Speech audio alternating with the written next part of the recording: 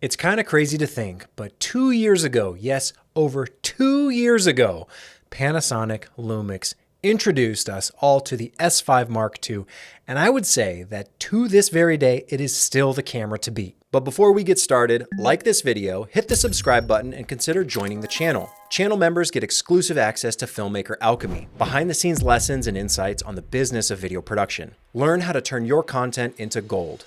Now, why am I putting this video together? Well, obviously, Lumix has announced the S1R Mark II, and we've talked about that camera a lot. There's plenty of other cameras from other companies, Nikon and the Z8, Canon and the R5 Mark II, Sony and their whole lineup that are very popular, enthusiastic cameras for all types of shooters, whether you're into photography, video, or something of a mix, like a hybrid shooter. But I would say out of all the cameras available, even including the new Lumix S1R Mark II, the Lumix S5 Mark II is still the camera to beat. And it's crazy because it just offers so much value. And I've talked about this before, but I think it can't be said enough that the amount of power in the S5 Mark II compared to its price point and its relative affordability compared to everything else, both historically and current, it's crazy how much you can get out of the S5 Mark II. Now, me personally, I didn't buy the S5 Mark II on day one. It actually took me quite a while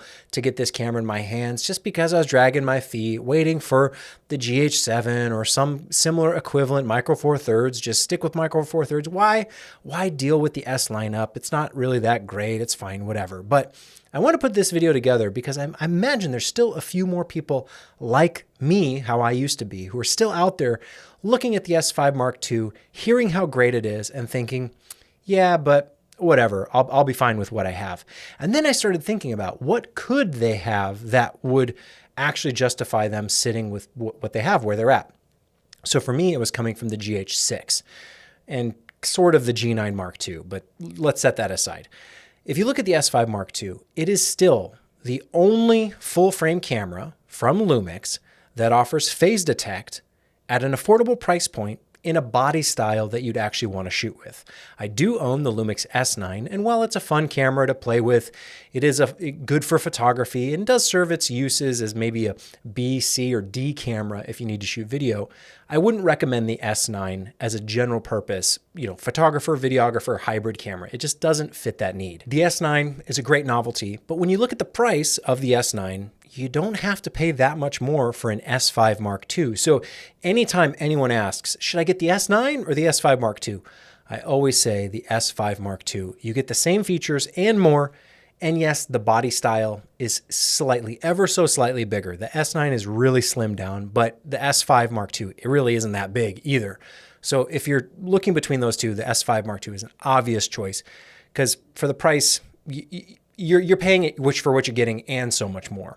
And then I think, okay, if you're coming from a GH5, GH6, anything Micro Four Thirds, that step up from Micro Four Thirds to full frame is valuable in certain situations. Now, I know it's not for everybody, and if you already have all your Micro Four Third lenses, then that's all fine and good. But for me, I supplement. I use both. I still use my GH7 now with my Micro Four Third glass, but I always find a good reason to use my S5 Mark II with my full frame glass.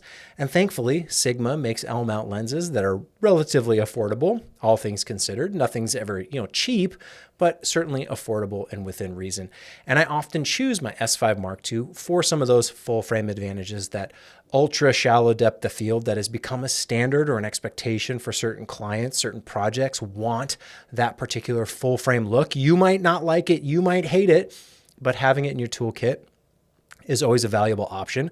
And again, we're talking about a camera that's around $1,500 if you pick it up used or on sale. Lumix is constantly running promotions with getting free lenses or all sorts of little goodies and extras and add-ons for, very incentivized camera. They really want people to pick up the S5 Mark II, as they should. And I'm just talking about the S5 Mark II, let alone if you want the X variant, you can certainly get the S5 Mark II X, but I didn't even opt for that because those features I actually didn't see myself using all that often. So the S5 Mark II, very reasonably priced camera. And it is worth it to get that full frame look if you need it for photography, for video, whatever it might be. Now, does the S5 Mark II have some compromises or some trade-offs or some sacrifices? Of course. It's not the most expensive camera. I'm not even saying it's the best, most feature-rich camera. I'm saying it is packed with value, and that value pays for itself almost immediately.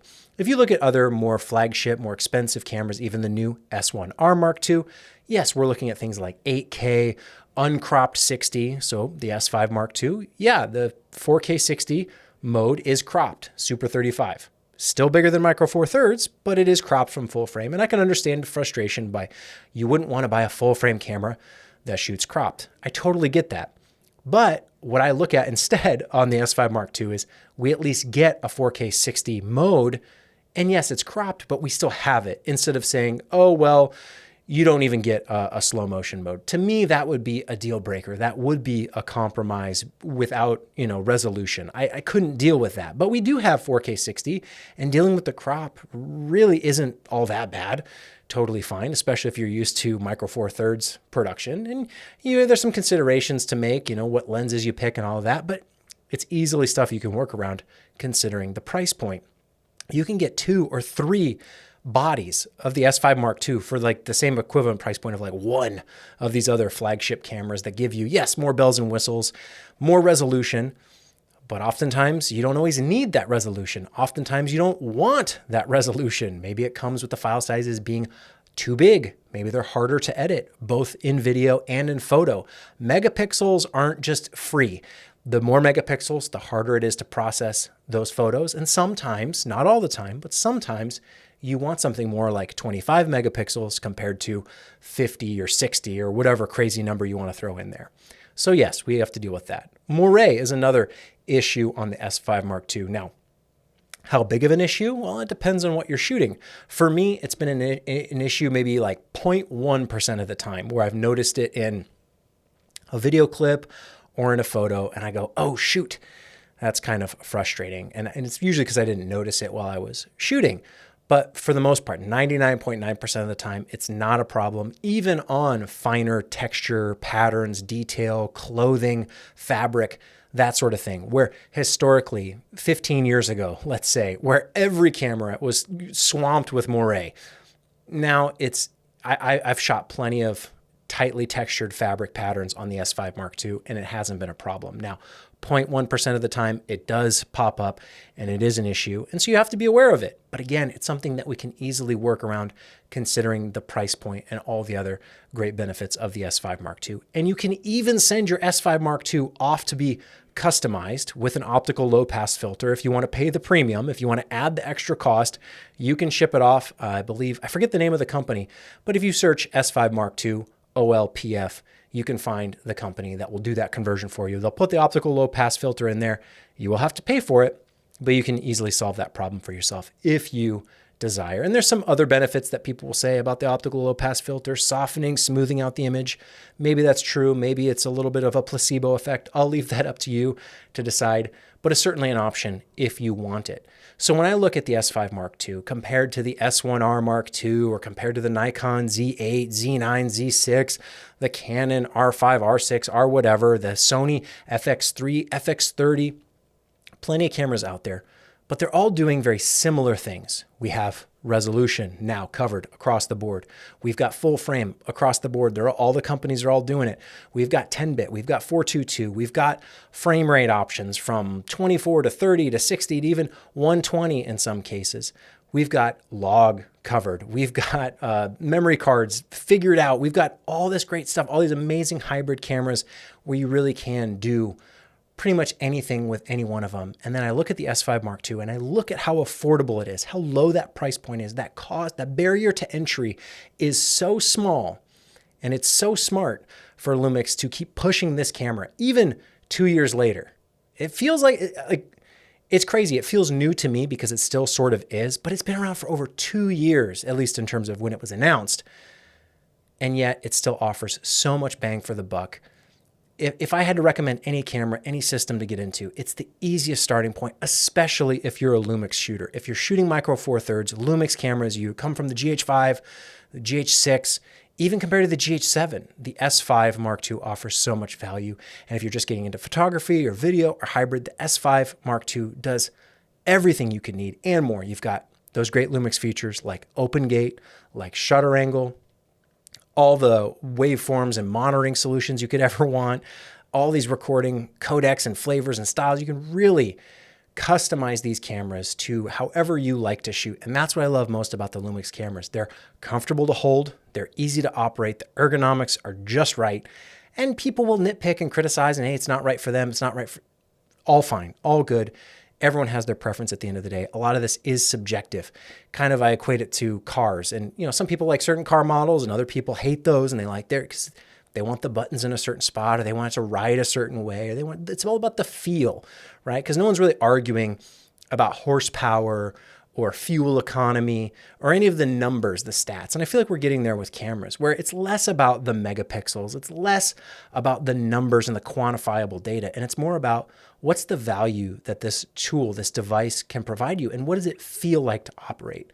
For me in the S5 Mark II, I wish I had got it way sooner, even if I had to pay a little bit more because, over time things tend to get cheaper. So there's always a little bit of a discount you can pick up over time. But I neglected it for so long thinking, I don't really need it. I don't really want it.